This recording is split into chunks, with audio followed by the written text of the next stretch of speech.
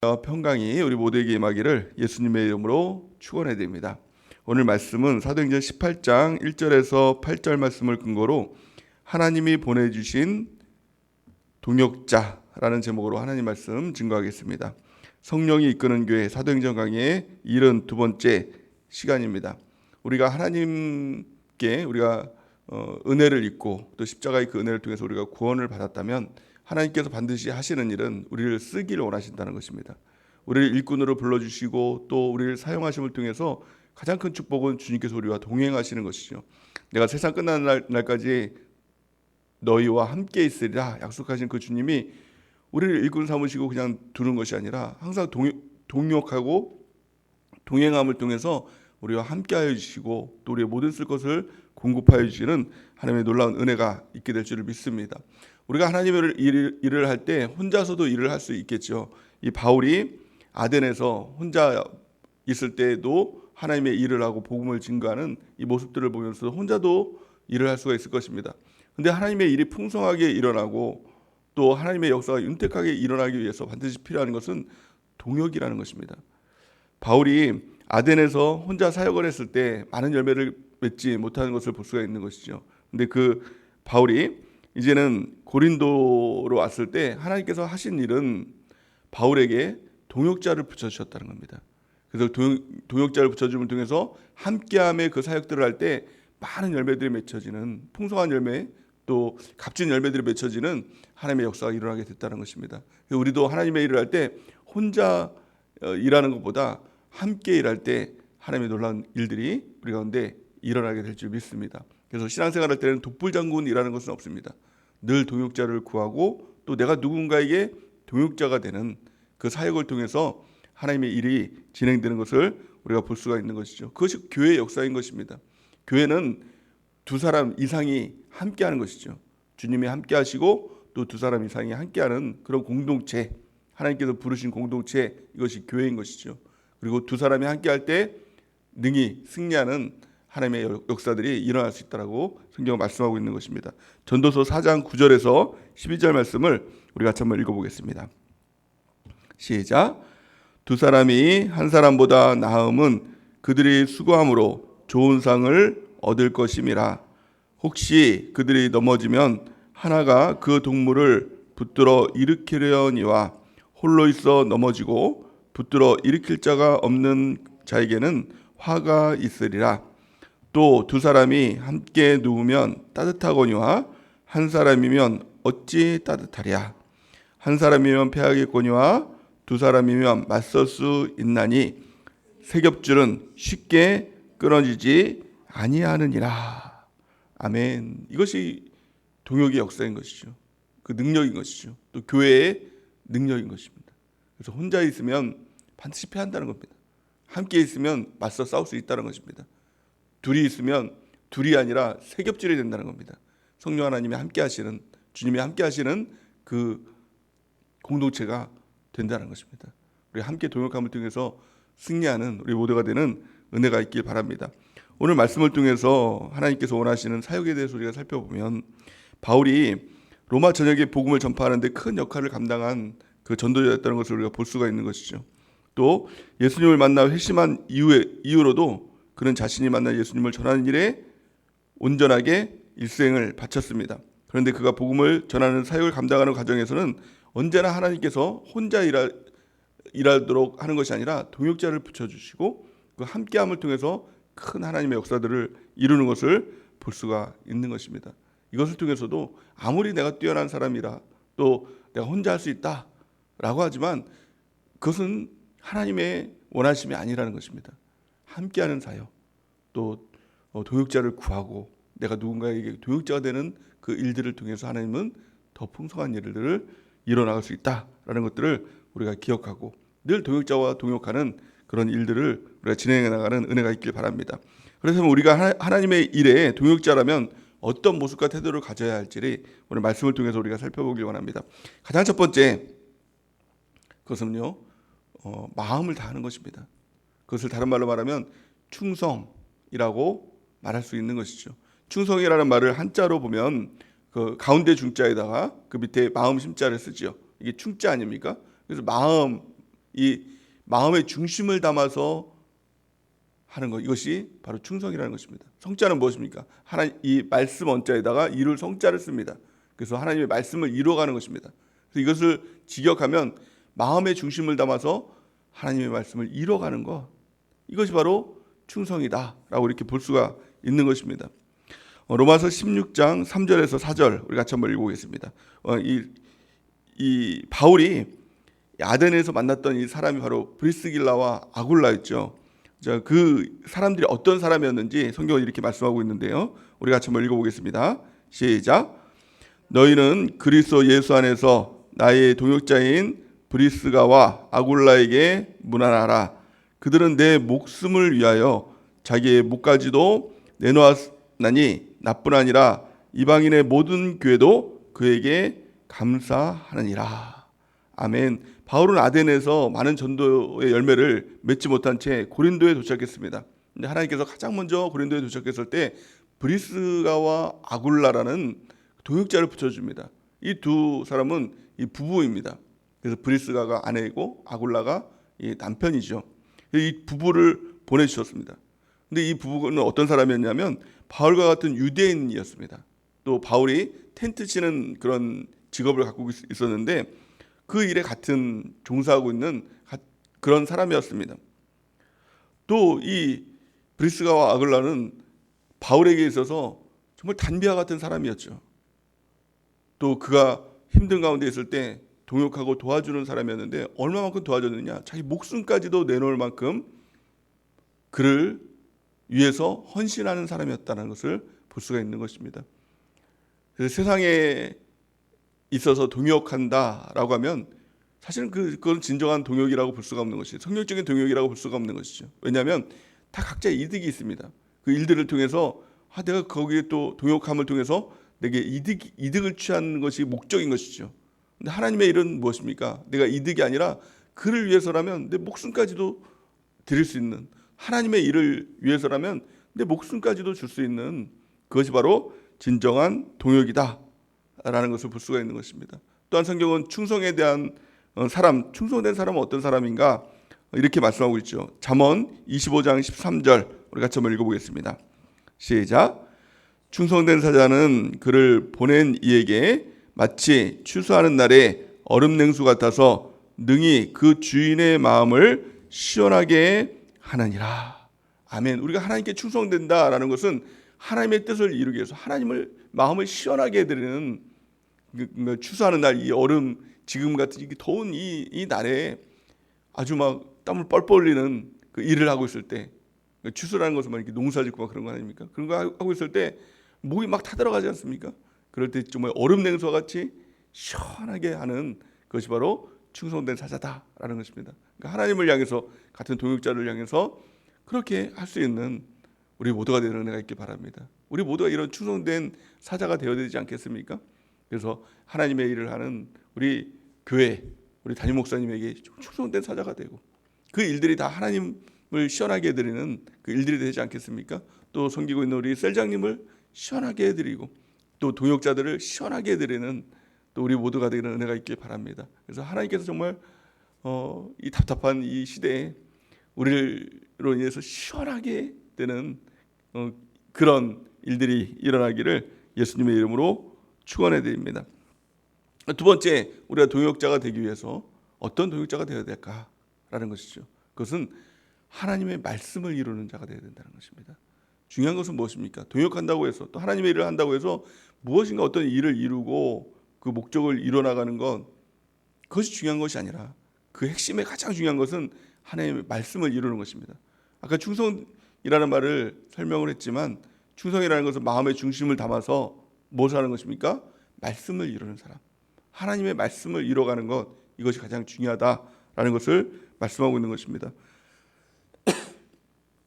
바울은 이 고린도에서 또 한 종류의 사람들을 만납니다. 하나님께서 그 동역자를 붙여주시는데 그 사람이 누구냐면 실라와 디모데라는 사람이었습니다. 그 실라와 디모데가 동역자로 함께 일했을 때 어떤 일들이 일어났습니까? 성경은 이렇게 말씀하고 있죠. 5절 말씀을 같이 한번 읽어보겠습니다. 5절 시작.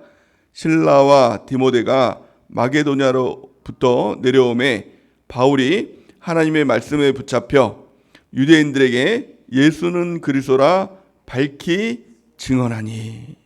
아멘. 실라와 디모데가 마게도냐로부터 와서 바울을 드디어 만났습니다. 그래서 함께 동역하게 됐죠.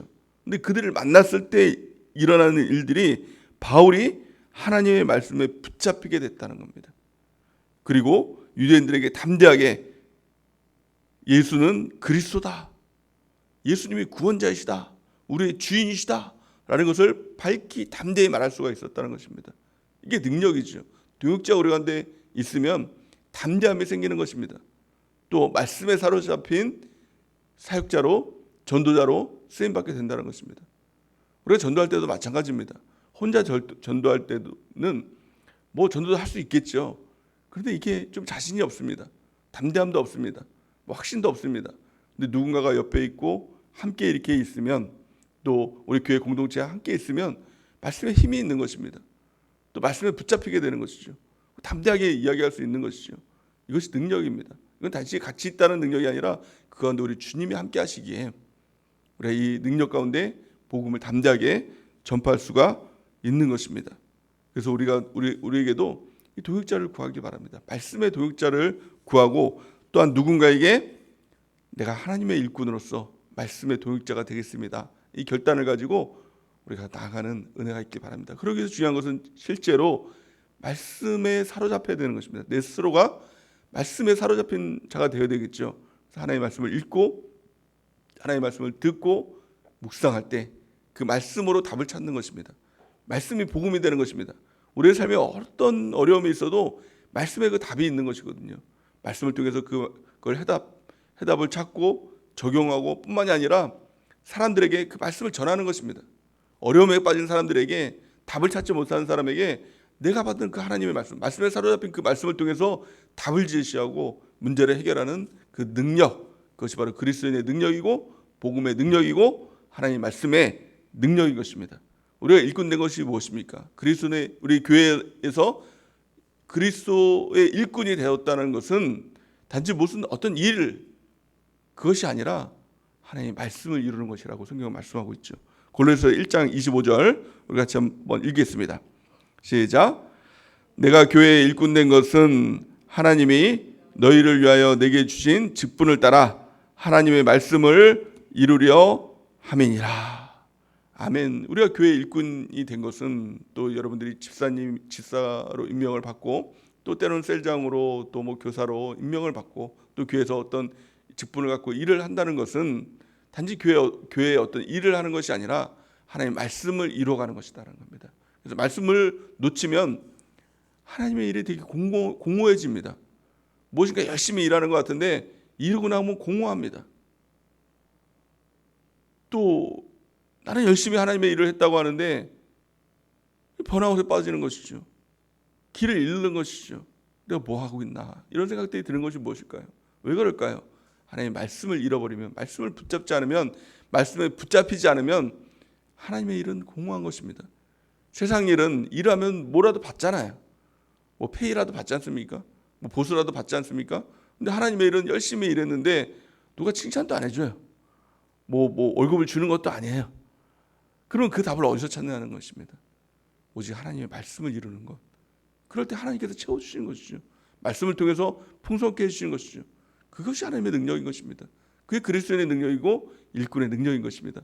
말씀을 붙잡지 않으면 결국엔 다 무너집니다. 하나님의 일을 열심히 했다고 달려가다가도 그냥 뭐 순식간에 그냥 마음이 그냥 푹 꺼지기도 하고, 뭐 여기까지인가 봅니다, 뭐 이런 얘기나 하고, 그러면서 무너지게 되는 것이죠. 그러니까 우리가 꼭 붙잡아야 될 건 하나님 말씀입니다. 말씀을 붙잡으면 절대 무너지지 않습니다. 말씀을 붙잡으면 정말 그 하나님의 일이 풍성해지는 것입니다. 능력 있는 것입니다. 오직 하나님 말씀 붙잡고 우리가 승리하는 은혜가 있기 바랍니다. 신앙생활 할 때도 마찬가지입니다. 힘들 때가 있죠. 신앙생활 하다가도 종종 무너질 때가 있죠. 가만히 그때를 보면 왜 그럴까요? 또 신앙생활 하다가 공허해질 때가 있죠. 열심히 오고 예배드리고 뭐 봉사하는 것 같은데 내가 지금 뭐 하고 있지, 이런 생각도 들 때가 있고, 근데 가만히 그때를 보면 특징이 뭐냐면 말씀을 잃어버릴 때가 있습니다. 그 징조가 나타납니다. 하나님의 말씀을 대할 때 그 나의 모습들, 나의 태도들, 나의 생각들, 나의 마음들, 이런 징조들이 나타나게 되는 것이죠. 그럴 때 중요한 것은 다른 거 다 내려놓고 말씀 들어야 됩니다. 오직 하나님의 말씀을 듣고 말씀으로 채워질 때, 말씀의 사역자가 될 때 그것이 하나님의 능력이 나타나게 된다는 것입니다. 여러분들은 어떻습니까? 말씀을 듣고 있습니까? 말씀을 받고 있습니까? 하나님의 말씀에 집중하고 있습니까? 그 말씀이 생명이 되고 있습니까? 그 말씀으로 내가 양식을 삼고 있습니까? 그렇다면 그것이 우리의 능력이 되는 것입니다. 그것이 하나님의 일이 되는 것입니다. 제 아들이 예수님께 나와서 예수님, 하나님의 일이 무엇입니까? 라고 물어봤을 때 예수님께서 한마디로 말씀하셨습니다. 하나님을 아는 것이 하나님의 일이니라, 이렇게 말씀하셨습니다. 하나님을 안다라는 것이 무엇입니까? 말씀 붙잡는 것이죠. 여러분들 말씀 삭제가 되는 그 은혜가 있기를 예수님의 이름으로 축원해야 됩니다. 성경은 이렇게 말씀합니다. 빌립보서 2장 16절 우리 같이 한번 읽어보겠습니다. 시작. 생명의 말씀을 밝혀 나의 다름질이 헛되지 아니하고 수고도 헛되지 아니하므로 그리스도의 날에 내가 자랑할 것이 있게 하려 함이니라. 아멘. 중요한 것은 무엇입니까? 생명의 말씀을 밝히는 것이죠. 말씀은 생명입니다. 말씀을 통해서 생명을 보여주고 생명을 불어넣고 내 스스로도 생명이 풍성해질 때 나의 걸음이 다름질이 헛되지 아니하였다. 공허하지 아니하였다. 내 수고도 헛되지 아니하였다. 그럼을 통해서 그리스도의 날에 내가 자랑할 것이 있게 하라 함이라. 이것이 바로 말씀 사역자의 능력인 것입니다. 우리가 말씀을 읽고 듣고 지켜 행하는 일, 또 말씀을 붙잡고 말씀을 이루는 일, 그에 우리가 힘을 다하는 그 은혜가 있길 바랍니다. 하나님의 일을 할 때 가장 중요한 것이 무엇입니까? 가장 첫 번째는 마음이라고 했습니다. 충성이라고 할 때 가장 중요한 것은 마음의 중심을 잡는 것이죠. 그러나서 두 번째 중요한 것은 무엇입니까? 그 중심을 통해서 하나님의 말씀을 붙잡고 말씀을 이뤄가는 삶을 살아가는 것, 이것이 중요한 것입니다. 또한 아프리카 속담에 이런 속담이 있다고 합니다. 빨리 가려면 혼자 가고 멀리 가려면 함께 가라. 이런 속담이 있다고 하죠. 우리가 신앙생활을 한다는 것은 단기전이 아닙니다. 이 100m 달리기가 아니라 마라톤과 같은 이 장기전이죠. 그러기에 중요한 것은 함께 가는 것입니다. 함께 동역자가 되는 것입니다. 그러기 위해서 중요한 것이 뭘까요? 마음을 같이 하고 또 두 번째는 말을 같이 하는 것입니다. 하나님의 말씀을 통해서 말을 같이 하는 것. 그래서 셀교제의 가장 큰 능력이 뭘까요? 마음을 같이 하는 것이 그 능력이 되는 것이고, 또 셀 예배를 통해서 하나님의 말씀을 나누지 않습니까? 말씀은 서로의 의견이 아닙니다. 그래서 다른 것이 아니라 같은 말씀을 나누는 것입니다. 그럴 때 하나가 되고 하나된 공동체를 통해서 하나님의 역사하시고 일하시고 또 풍성한 하나님의 능력이 그 가운데 나타나게 되는 것입니다. 열매들이 나타나게 되는 것입니다. 성경은 이렇게 말씀합니다. 고린도전서 1장 10절 우리 같이 한번 읽어보겠습니다. 시작. 형제들아, 내가 우리 주 예수 그리스도의 이름으로 너희를 권하노니 모두가 같은 말을 하고 너희 가운데 분쟁이 없이 같은 마음과 같은 뜻으로 온전히 합하라. 아멘. 같은 마음을 가지라. 또 두 번째는 같은 뜻. 그 뜻이 뭐예요? 하나님의 뜻, 하나님의 말씀. 그걸 통해서 온전히 합할 때 진정한 교회가 되고 교회의 능력이 나타나게 되고 하나님의 일에 그 풍성함의 열매들이 우리 가운데 맺혀지게 될 줄 믿습니다. 이 동역을 통해서 결론이 무엇입니까? 이 고린도 교회에 하나님의 풍성한 열매들이 맺혀지고 또 믿는 자들이 많이 모여드는 또 천국 백성들이 늘어나는 하나님의 역사가 나타나게 되었다라고 오늘 본 말씀은 우리에게 증언하고 있는 것입니다. 이 역사들이 우리 가운데 넘쳐나길 원합니다. 그러기에 교회는 동역하는 것입니다. 우리가 목사님의 일에도 동역하는 것이죠. 또 셀장님의 일에도 동역하는 것이죠. 또 우리가 무엇인가를 할 때도 함께함을 통해서 동역하는 것입니다. 이 동역자를 구하고 동역함을 통해서 하나님의 풍성한 열매를 맺는 우리 모두가 되는 은혜가 넘치기를 예수님의 이름으로 간절히 축원해 드립니다. 우리 같이 기도하는 시간